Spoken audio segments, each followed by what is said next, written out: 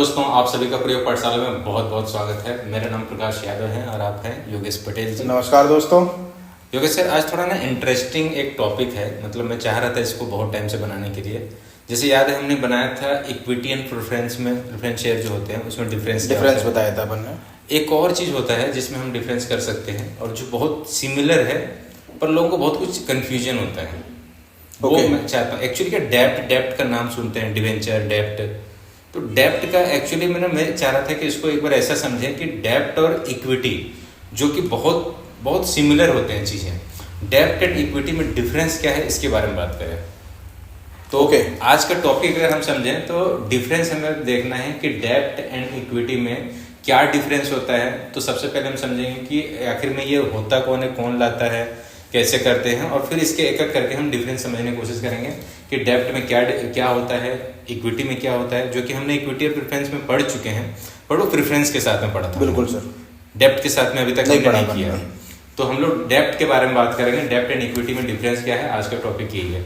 तो सबसे पहले तो ये बताइए, डेप्ट हो या इक्विटी हो, ये कौन लाता है, कौन क्या होता क्या है, थोड़ा इसके बारे में इंट्रोडक्शन हम बात करें। सर देखिए, डेप्ट हो या इक्विटी हो या फिर प्रेफरेंस शेयर हो, आप कोई भी चीज ले लीजिए, तीनों को मैं बात कर सकता हूँ और एडिशनली भी चीजें हैं। ये सब बिजनेस फाइनेंस करने के सोर्सेस हैं। मतलब जहां से मुझे पैसा चाहिए है तो उसके ये मोड है, आप इसको मोड कह सकते हैं। मैं अपने बिजनेस की हिस्सेदारी देना चाह रहा हूँ तो मैं इक्विटी पे जाना चाह रहा हूँ, पर मैं चाहता हूँ कि सपोज मेरी बिजनेस प्रॉफिट पे चल रहा है, ठीक है, मेरा रेवेन्यू IRR मतलब ना हर साल का मैं 25 से 30% प्रॉफिट अर्न कर रहा हूँ, ठीक है, बिजनेस में। तो मैं क्यों इक्विटी रिलीज करूंगा, डाइल्यूट करूंगा अपनी। अब नॉर्मल सी बात है, अगर मुझे मैं एक है कि मैं आपको अपनी दुकान में अपने बिजनेस में हिस्सेदारी दूं। दूसरा ये है कि मैं कुछ टाइम के लिए, अभी मुझे बिजनेस का एक्सपेंशन करना है या फिर मुझे कुछ रिसोर्सेज की जरूरत है, उसके लिए मुझे फंड की जरूरत है। तो मैं स्पेसिफाइड टाइम के लिए आपसे स्पेसिफाइड रेट पे पैसा ले लेता हूँ और फिर कुछ टाइम पीरियड जब हमको ड्यूरेशन लॉन्ग भी हो सकता है, शॉर्ट भी हो सकता है। हो सकता है मैं आपसे लूँ कि भाई 2 महीने के लिए चाहिए मुझे, हो सकता है कि मैं ईयरली बोल दूँ मैं आपको कि मैं 10% आपको इंटरेस्ट पे करूंगा, पर ये मेच्योरिटी में दूंगा 8 साल के बाद, 5 साल के बाद दूंगा। हर साल मैं आपको 10% जो ब्याज है आपका वो दे दूंगा। पर इस केस में मुझे मेरी इक्विटी ओनरशिप नहीं गई। तो सबसे पहले मैं थोड़ा सा रुकना पाऊंगा क्योंकि अभी कुछ नए यूजर्स भी हैं। अब नए व्यूअर्स के लिए इक्विटी और प्रेफरेंस, इक्विटी का मतलब भी नहीं समझ में आता है बहुत सारे लोगों को, क्योंकि हमने वो वीडियो बना रखा है। अगर आपको चाहे तो आप डिटेल में उसमें देख लीजिएगा। एक थोड़ा सा इंट्रोडक्शन दे देते हैं कि इक्विटी क्या है और डेप्ट क्या है। इक्विटी और डेप्ट का मतलब ये है सर, ये चीज समझिए कि इक्विटी का मतलब ये होता है जब कोई कंपनी अपनी इक्विटी शेयर्स स्टॉक मार्केट में रजिस्टर्ड कराती है या पब्लिक इशू लाती है। इक्विटी हमेशा पब्लिक इशू के थ्रू नहीं आती है। इक्विटी कई बार प्राइवेट कंपनियां भी होती हैं, बिल्कुल दे सकती है ना, तो इक्विटी दे सकती है, वो लिस्टिंग नहीं होती है। बेसिकली इक्विटी मतलब हिस्सा, अपने एसेट्स का, अपने प्रॉपर्टी का अपने बिजनेस का हिस्सा अपन ने दे दिया। मतलब ओनरशिप और दे दी कि अभी मैं अकेला था, अब मैं और लोगों को ओनर बना रहा हूँ। दो मेरे पास प्रॉफिट लॉस दोनों में बराबरी के हिस्सेदार होंगे। ऑब्वियसली अगर ओनर बन जाता है, अगर वो मालिकाना, अगर आप हकदार चाहते हैं तो मालिकाना को दोनों होता है। आपको रिस्क भी बियर करना पड़ेगा और प्रॉफिट का भी एंजॉय कर सकते हैं, बट केवल प्रॉफिट नहीं हो सकता है। तो ये पार्ट ओनर बन जाता है जो मुझे प्रॉफिट लॉस दोनों पे, हम अगर पार्टनर कह सकते हैं आप। ओनरशिप समझने की कोशिश करते हैं कि जो कंपनी अगर आपको हिस्सा देती है पार्टनरशिप में, मतलब पार्टनरशिप नहीं, ओनरशिप में अगर आपको हिस्सा दे रही है तो उस हिस्से को हम इक्विटी कहते हैं, जो मार्केट फाइनेंशियल टर्म्स में इसको इक्विटी कहते हैं। तो अगर आप इक्विटी देते हैं तो आपको वहां पे एक हिस्सा मिल जाता है, वो एक पैसे आपसे ले लेती है। सेम केस में जैसे कंपनी है, जैसे सर ने बताया ना, कंपनी को फंड की रिक्वायरमेंट है, बट वो कंपनी है जो न्यू नहीं है, वो ऑलरेडी रनिंग में है, वो चल रहा है, काम एक्चुअली चल रहा है उस पर। अब उसको एक अच्छा खासा प्रॉफिट हो रहा है, पर उसको एक्सपांड करना है, कुछ अलग बिजनेस कुछ बड़ा बनाना, उसको प्रोजेक्ट है या कुछ भी चीज़ें। अब उसके पास ना 2 ऑप्शन है। पैसे तो लेने हैं, वैसे पैसे लेने के हजारों ऑप्शन है, पर मैं 2 ऑप्शन पे बात करने जा रहा हूँ आज, जिस पे हमारा टॉपिक है। हमें 2 ऑप्शन समझते हैं। एक पहला ऑप्शन ये है कि वो इक्विटी इशू कर दे, मतलब मालिकाना इशू कर दे, जिसको भी चाहिए वो पैसे दे और उसको मालिकाना एक इक्विटी शेयर दे दे, जिससे कि उसका ये हो जाएगा कि आपको हिस्सा इतना मिल। बिल्कुल। दूसरा तरीका ये है कि किसी पर्सन से, जिस भी पब्लिक से एक पैसा ले ले इंटरेस्ट के तौर पे, कि आप मुझे इतना पैसा दे दीजिए, मैं आपको इंटरेस्ट दे दूंगा। बेसिकली वो जो लोन है ना, जो आप लोग लोन लेते हैं, जब कभी एक नॉर्मल आम इंसान अगर बैंक से लोन ले रहा है, कुछ भी कर रहा है, जैसे कभी एक बार वो टर्म्स होता है, कई बार हम लोग यूज करते हैं ना कि मैं एक रेजुलेशन लेता हूँ कि नेक्स्ट ईयर मैं डेप्ट फ्री होना चाहता हूँ। वो डेप्ट तो यही है, बिल्कुल। डेप्ट फ्री मतलब लोन फ्री होना चाहता हूँ मैं, कोई भी बर्डन, मतलब किसी को बर्डन ना रहे, किसी को पैसा देने का वो पेंडिंग ना हो। तो बेसिकली क्या होता है, हम अभी तक बैंक से लोन लेते थे, कंपनियां पब्लिक से लोन लेती है, लोन ले सकती है। अगर आप उसको लोन देते हैं तो आपको क्या मिलेगा, इंटरेस्ट मिलेगा। अब ये फिक्स होगा, एक ड्यूरेशन तक का भी फिक्स रहेगा, पता रहेगा कि कितने टाइम के लिए वो पैसे मांग रहे हैं। जैसे हम बैंक से लेते हैं तो बैंक वाले बोलता है कितने टाइम के लिए लोन, जो भी कंडीशंस वो करते हैं, कंडीशन जो भी इंटरेस्ट दे रहे हैं या कह रहे हैं कि भाई मैं आपको 3 साल में पैसा डबल करके 4 करके, जब जो भी कंडीशन फिक्स तो बताते हैं। बिल्कुल लोन तो इंटरेस्ट का मतलब ही है सर कि आपको इनकम आपकी फिक्स रहेगी, कि आपको इतना अमाउंट आपको मिलेगा ही, बिल्कुल फिक्स रहेगा।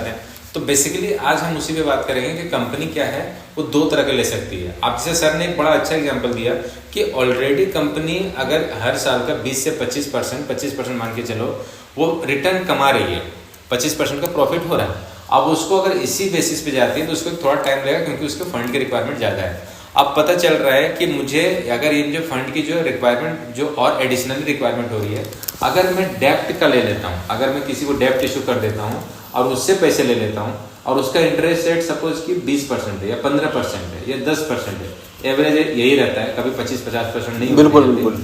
अगर 10% है और मुझे हर महीने का ऑन एन एवरेज हर साल का 25% का रिटर्न तो यूं भी हो रहा है, ऐसे भी हो रही है, तो मैं इक्विटी यहाँ पे इशू करने से कोई मतलब नहीं है, क्योंकि इक्विटी इशू करूंगा तो वहाँ पे हिस्सा देना पड़ेगा मालिकाना, तो अभी उतनी रिक्वायरमेंट ही नहीं है। तो ऐसे जगह पे कंपनियों को सजेस्ट करती, कंपनियां ये चाहती है कि मैं इसको डेप्ट इशू कर दूं, ताकि ये क्या है कि 10% के हिसाब से मुझे इसको देना है, और अगर मैं उसको एक्सपांड किया और बढ़ गया तो अच्छी बात है, अगर नहीं तो भी 25% का रिटर्न हो ही रहा है तो मैं इसको इतना दे दूंगा तो भी मैं प्रॉफिट में ही रहूंगा।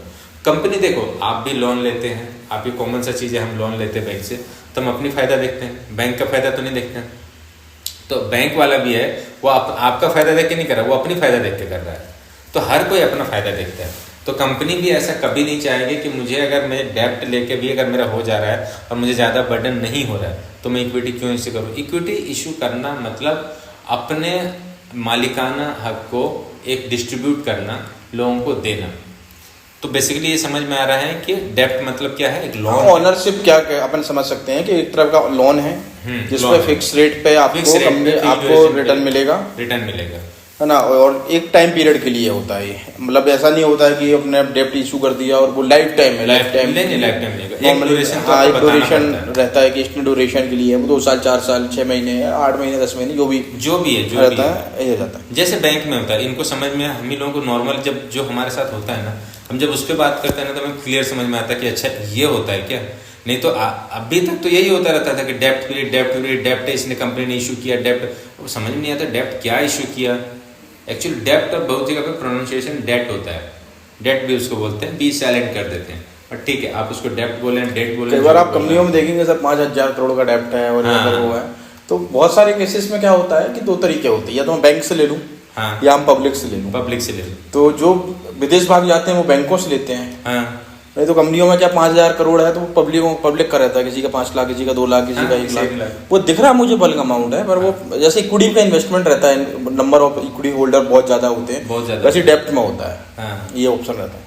सेकंड अपन इसके डिफरेंस पे आते हैं सर, डिफरेंस के एक पॉइंट कर देते हैं। हाँ, फर्स्ट तो मैंने आपको ओनरशिप, अभी ओनरशिप अपन ने क्लियर किया। पहली चीज की इक्विटी होल्डर वालों को ओनरशिप मिलती है और डेप्ट वालों को ओनरशिप नहीं मिलती है, ये स्पेसिफाइड टाइम पीरियड के लिए आते हैं। दूसरी चीज, जो एक टाइम की वैल्यू की बात करें तो डेप्ट वालों का स्पेसिफायर रहता है कि इतने टाइम ड्यूरेशन के लिए उसको दिया गया है या लोन लिया गया है, जो भी बोलो, तो एक टाइम ड्यूरेशन होता है, बट इक्विटी में कोई टाइम ड्यूरेशन वैसा नहीं होता है। तीसरी, अगर वोटिंग अगर राइट्स की बात करो, डेप्ट में किसी प्रकार का कोई वोटिंग राइट्स नहीं है, वो एक लोन है जिसके बारे में आप एक समझिए, देने वाला है कोई ये मालूम है कि मेरे को इतना पैसा मिलना है। अब कंपनी लॉस पे चली जाए तो भी उसको कोई समस्या नहीं है, कंपनी बहुत कमा रही तो भी उसको कुछ नहीं है। तो रीपेमेंट का सीधा है कि डेप्ट मस्ट बी रीपेड, डेप्ट हमेशा रीपेमेंट होगा विद इंटरेस्ट पे होगा। इक्विटी में किसी प्रकार का रीपेमेंट नहीं होता है यहाँ पे आप तो इस केस में कंपनी अगर ये कर सकती है कि भाई मुझे चुकाना ही नहीं है पैसा, तो मैं इक्विटी जारी कर दूं, या कंपनी को लगता है कि मैं अपनी ओनरशिप डाइल्यूट नहीं करना चाह रही, तो मैं डेप्ट इशू करके डेप्ट इशू कर दो, फिक्स पे करके। ठीक है। तो दूसरा चीज हो गया वोटिंग राइट्स, डेप्ट वालों को होता है, डेप्ट वालों को नहीं होता है, इक्विटी वालों को वोटिंग राइट्स होती है। तीसरा मैनेजमेंट, अगर वही वोटिंग राइट्स से हो गया, बट मैनेजमेंट अगर कभी भी ऐसे कोई न्यू पॉलिसी लाती है जहाँ पे अपने ऑनर्स या जितने भी होते हैं, जब अगर उनको बुलाया जाता है मीटिंग करने के लिए, जिसको एजीएम या ईजीएम बोलते हैं, तो वहाँ पे केवल इक्विटी वाले को ही बुलाया जाता है, डेप्ट वालों को नहीं बुलाया जाता है। क्योंकि भाई साहब आपको तो इंटरेस्ट चाहिए, आप इंटरेस्ट लो, एंजॉय करो, आपको क्या मतलब है ओनरशिप से क्या हो रहा है क्या नहीं हो रहा है कंपनी में। तो बेसिकली ये चीज़ें मेजर डिफरेंसेस होते हैं। अब सर चौथा पॉइंट आता है रिस्क। हाँ। रिस्क में तो आप समझिए कि ये खेल दोनों साइड से, मतलब कंपनी का भी वो पार्ट है और ना जो डेप्ट मतलब लेने वाले का भी और देने वाले का भी, दोनों साइड। पहले देने वाले के समझते हैं। हाँ। देने वाले की रिस्क जीरो इसलिए है कि अगर मान लो कि कंपनी बाइंड अप पे चली जाती है, हाँ, तो सबसे पहले मेरा पैसा मिलेगा। हाँ, ये उसकी रिस्क जीरो। अच्छा, पहले सर जब मैं पढ़ाई कर रहा था तो मुझे ना ऐसे लगता था कि यार कंपनी अगर पब्लिक से इतना पैसा ले लिया, वो वाइंड अप कर दे, ये खत्म हो गया। अब कंपनी मर गई तो मैं क्या कर सकता हूँ, कुछ नहीं कर सकता हूँ।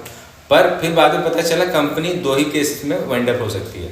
पहला ये कि आपने कुछ ऑफेंस किया है, तो आपका जो लॉ है, हमारा लॉ, वो लॉ अगर उसको चाहे तो उसको बंद करवा सकते हैं, पर लॉ भी अगर बंद करवाएंगे तो पहले जितने डेप्ट है उसको पहले क्लियर करवाना पड़ेगा, फिर आपका वाइंड अप होगा। और दूसरा आप सरेंडर कर सकते हैं। आप सरेंडर करेंगे तो उसमें भी सेम चीजें कि पहले आप सबसे एनओसी लो, जैसे कि हम कॉलेज से जब छोड़ते हैं टीसी लेना होता है तो क्या बोलता है, लाइब्रेरी से जाके एनओसी ले लो, सबसे साइन कराओ, वहां से एनओसी ले लो।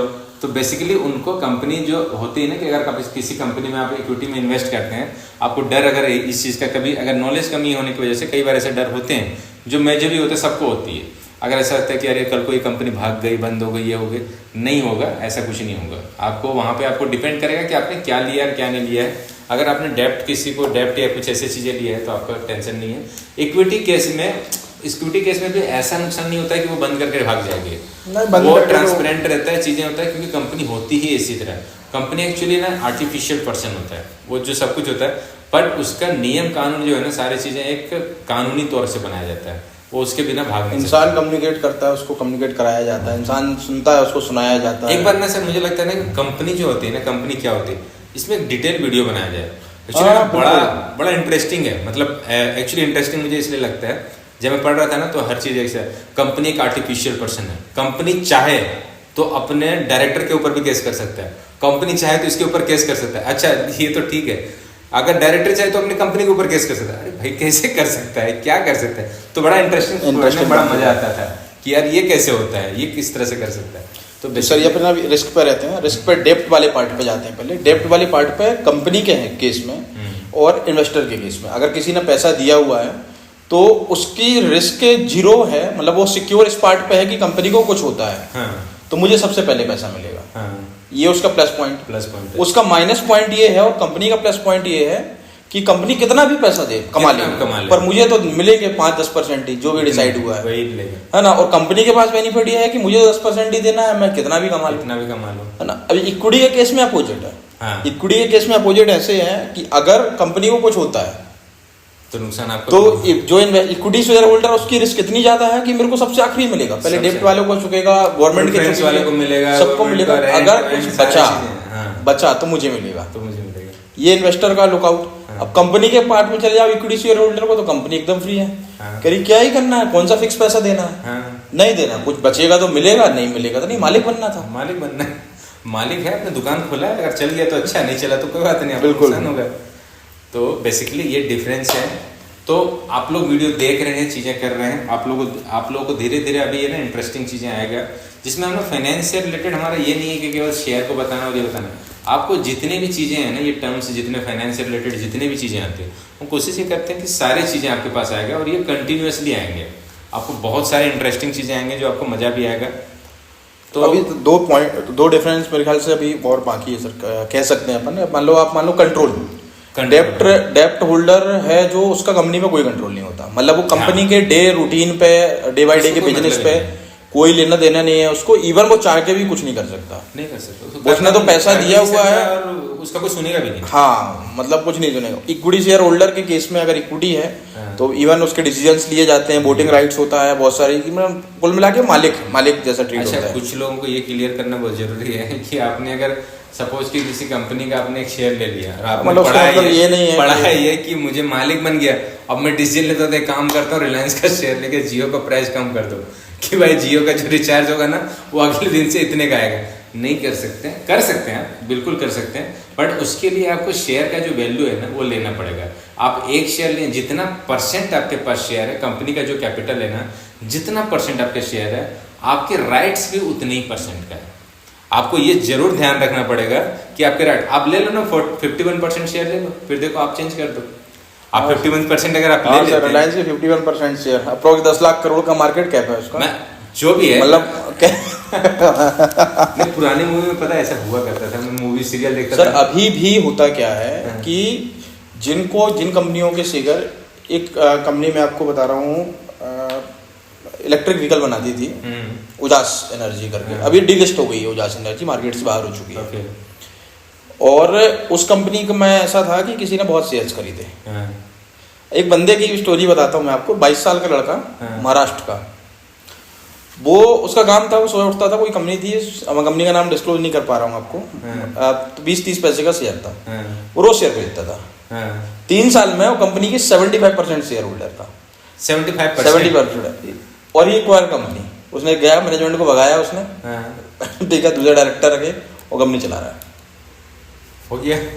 मतलब क्योंकि कंपनी के पूरे शेयर मार्केट में थे, प्रोमोटर्स के पार थोड़ा बहुत शेयर थे, सब मार्केट में शेयर उसने पूरा डाल तो दिया। ये चीजें होती हैं, मतलब अरे पुराने मूवी में मैं देखा करता था सर। अभी भी सर, जैसे बड़ी जो मल्टीनेशनल कंपनियां हैं या फिर अपन एमएनसी ले लो, इनके पास रिलायंस को क्यों बोलते हैं अपन की अम्बानी जी की कंपनी है? एक्चुअली अम्बानी जी की कंपनी नहीं है, वो तो पब्लिक कंपनी है, लेकिन उनके पास जो शेयर होल्डिंग है ना, वो 25-30% होल्ड कर रहे हैं वो।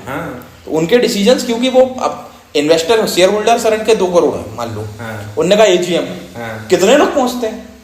5 लाख 10 लाख स्टेडियम में मीटिंग एजीएम रखा उन्होंने, 10 लाख लोग पहुंचे, ठीक है, उन सबका वेटेज मिला के हुआ 2%, 5%, 25% है मेरे पास। डिसीजन तो वही लेंगे ना, डिसीजन वही लेंगे। जिस दिन वो पूरे 4 करोड़ 5 करोड़ इन्वेस्टर एक साथ हो जाएं पूरे, मतलब ये प्रैक्टिकली पॉसिबल नहीं है। नहीं, पूरे आप हो भी जाएंगे, हाँ, तो वोटिंग राइट्स आपके सहमति भी तो मिलनी चाहिए। हाँ, मतलब वो सारे सहमत हो जाएं, सारे एक, तो फिर अंबानी जी को निकाल सकते हैं हम 25 करोड़ लोग। नहीं पता, एक सीरियल देख रहा था मैं, अब सीरियल में क्या था ना कि एक कंपनी कोई लॉन्च किया होगा, उसका आईपीओ चल रहा होगा और कंपनी अच्छी चल रही थी, फर्म चल रही, तो उसने क्या किया, अपोजिट टीम में जो भी है, उसने अलग अलग टीम तैयार की है। अब अपने नाम से तो पूरा 51% ले नहीं सकता, तो अलग अलग लोगों को अपने ही पैसे दिए, फंड अपना दिए, और किसी ने 10%, किसी ने 15%, किसी ने 5% सबसे खरीदवाया, और वो सारा शेयर इससे अपने ऊपर ट्रांसफर कर दिया।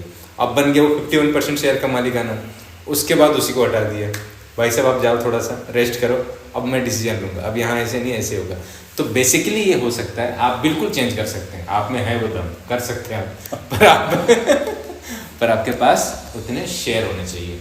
2 चीज़ें होता है, पहली बात, बहुत सारे, जैसे एक सर ने बताया ना, कुछ कंपनियां होती है जो पूरे शेयर को इशू डालती है, अपने पास वो रखती नहीं, अपने पास नहीं रखेगी तो ऑब्वियस, अगर मार्केट में आपको ये पता होता है कि कौन सा शेयर कितना इशू है उसका, आपको पता होता है, अगर आपने उसका 49% से ज़्यादा, 51% अगर ले लिया, 50 से ज़्यादा, मतलब 51% अगर आपने ले लिया, तो आपका हक जो है, अधिकार है, आपका जो डिसीजन है, वो सबसे नंबर 1 पे रहेगा। किसी भी चीज़ का डिसीजन सबसे नंबर 1 पे रहेगा, आपका डिसीजन ज़्यादा चलेगा। तो आप किसी भी कंपनी का बन सकते हैं, तरीका अच्छा, सबसे इकट्ठा करो, फिर चेंज किया जाए सब चीज़ें। पर ऐसा सर एक बहुत फेमस शेयर है सुजलोन एनर्जी, मतलब सुजलोन एक ऐसा शेयर है जिसको सब हर लगभग 99% डीमेट होल्डर वो शेयर का नाम जानता है, क्योंकि पिछले 1 साल 1.5 साल में उसमें वो 2 रुपए से 80-85 रुपए चल रहा है अभी, पैसा उसने 80 गुना किया हुआ, 40-45 गुना किया हुआ है। 1 लाख वाले सर उद्धार हो गया उनकी। वो उसमें प्रमोटर होल्डिंग 13-14% है, 87% शेयर मार्केट में। अच्छा, मतलब 2 रुपए जब था तो आप खरीद सकते थे, मतलब उसके 20% शेयर हम बिल्कुल खरीद सकते थे।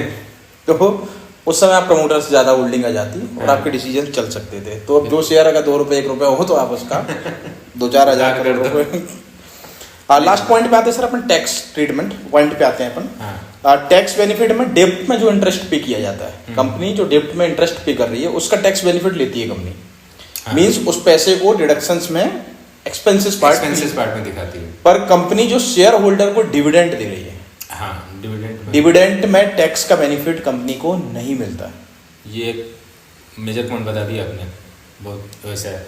ठीक है, ये टैक्स बेनिफिट वहाँ सही बात है कि अगर उसको इंटरेस्ट दे रही है भाई, जैसे हम ही अगर ये कंपनी के पार्ट पे, मतलब कंपनी के पार्ट में कंपनी को बेनिफिट ये है। कंपनी का सपोज कंपनी ने सर 100 रुपए का इंटरेस्ट पे किया डिविडेंड एडवेंचर होल्डर को, डेब्ट को, और कंपनी 30% के स्लैब में आ रही है, तो डिडक्शंस क्लेम कर रही है वो अपनी इनकम पे, तो उसका जो एक्सपेंसेस है वो वैसे ही 30% से कम हो गया। अब वो इफेक्टिव रेट जो आई वो 17.7 मतलब 7 पॉइंट समथिंग आएगी, 6-7 के आसपास। तो वो इंटरेस्ट रेट कम हो गया। उसके जो रिसीवर है उसके लिए तो अच्छा है, मतलब 10% पैसा आ रहा है, पर कंपनी के पार्ट में डिवेंचर सिक्योर हो गया। अच्छा, एक क्वेश्चन इनसे पूछूं क्या? हाँ बताइए। सिंपल। अच्छा, जितने भी आप कंपनी ले लो, ठीक है, जो भी आप सारे कंपनी देखोगे वो इतना करोड़ कमा रही है, इतना करोड़ कमा रही है, इतना बड़ा अंबानी है, वो दुनिया भर की चीज़ें आप पैसे कमाते हैं, ठीक है, कमा रही है। आप उनका चेक करना, हर किसी का लोन चल रहा है, ऐसा क्यों? मतलब ये क्वेश्चन इनके लिए है, आप देखना कोई भी ऐसा नहीं है जिसका लोन नहीं चल रहा होगा। सर एक बेसिक कॉन्सेप्ट है। हाँ। मैं एक बहुत सिंपल सा एग्जांपल देता हूँ आपको। हाँ। अगर आपको यहाँ से दिल्ली जाना है, हाँ। आपके पास सारे ऑप्शन हैं, तो आप हवाई जहाज में जाऊंगा मैं, मेरे पास ऑप्शन है। हाँ। तो 2 तरीके हैं, या तो आप हवाई जहाज खुद का खरीदोगे क्या जाने के लिए, नहीं, इन्वेस्टमेंट किसने किया हुआ है, वो तो आप जो भी कंपनी रहेगी आपने पैसा दिया। हाँ। आप सुविधा किसके ले रहे हो, हवाई हवाई जहाज। जहाज की। बिजनेसमैन ये मेरे हिसाब से बिजनेसमैन ये जो होता है वो ये कहता है धंधा मेरा, प्रॉफिट मेरा, पैसा थारो। हाँ। ये होता है, यही होता है बिजनेसमैन। और दूसरी चीज कि अगर क्योंकि बिजनेस चलाने के लिए सर अगर उसके पास 5,000 करोड़ होते तो बिजनेस क्यों कर रहा होता, मतलब वो आप समझिए कि नहीं। और दूसरी मुझे एक चीज समझ में आता है कि एक बात बताओ सर, अगर आपके पास एक छोटा मोटा बिजनेस ले लेते हैं, अगर 100 सिस्टम है आपके इसमें और 100 सिस्टम आपके खुद के हैं, तो एक्सपेंसेस क्या दिखाओगे? हाँ, वो आपका है ना। अच्छा, एक्सपेंसेस से ही तो माइनस किया जाता है, प्रॉफिट कहाँ से हो रहा है? अगर वो सारी चीजें अगर उसमें दिखा देंगे कि सब खुद का है, तो हर महीने टैक्स ही पे करते रह जाएगी, वो एक्सपेंसेस कहाँ से दिखाएगी? तो वो तो कंपनी की स्ट्रेटेजी है कि भाई आपको जो भी चाहिए, इससे ज्यादा मैं खरीद सकता हूँ, पर मैं क्यों खरीदूँ? मुझे हर महीने के एक्सपेंसेस भी तो दिखाने हैं कि इसके इतना रेंट दे रहा हूँ, इसका इतना ये कर रहा हूँ। तो लोन सब नॉर्मल प्रोसीजर हो गया है। नहीं, एक्चुअली क्या, लोन को हम लोगों ने बहुत गलत समझ रखा है, मिडिल क्लास फैमिली हम लोग, क्योंकि उसमें ना गलत तरीके से लोन लेते हैं। एक तो हम लोगों ने ये है और यहाँ पे लोन ले लेते हैं, तो हमेशा उस पर दबे रहते हैं और उसको मैनेजमेंट सही आता नहीं है। सर मेन जो सारे अपने डिस्कशन का पॉइंट जो आंसर है वो ये है, company is the artificial person और आप एक हैं 1%। तो लोन लेने के पहले सोच लें। ठीक है, उस पर हम लोग डिटेल में कभी करेंगे कि लोन से डरना चाहिए कि नहीं डरना चाहिए, उसको मैनेज कैसे करना है, तो हम लोग बाद में करेंगे। ठीक है, ये सब समझ में आ गया मेरे ख्याल से। डेप्ट और इक्विटी में क्या डिफरेंस है, इसको कैसे हम समझ सकते हैं। और आज के बाद डेप्ट के बारे में जब भी हो तो समझ जाना, डेप्ट मतलब लोन है। डेप्ट फ्री चाहता हूँ मैं, डेप्ट फ्री होना चाहता हूँ मैं, लोन फ्री होना चाहता हूँ, तो डेप्ट मतलब लोन होता है। आपको अगर लोन कभी लगो तो इंटरेस्ट तो लगेगा। ठीक है सर, आप भी मिलते हैं फिर हम लोग नेक्स्ट वीडियो में, और आप लोग इसी तरह से चैनल को सब्सक्राइब कीजिए, लाइक कीजिए और शेयर जरूर कीजिए अपने दोस्तों को भी। आज लेकर आइए चैनल पे। देखेंगे अगर पूरा ना तो वो कर ही देंगे, मुझे लगता है देखेंगे पूरा तो कर ही देंगे। तो ठीक है, चलिए, थैंक यू सो मच।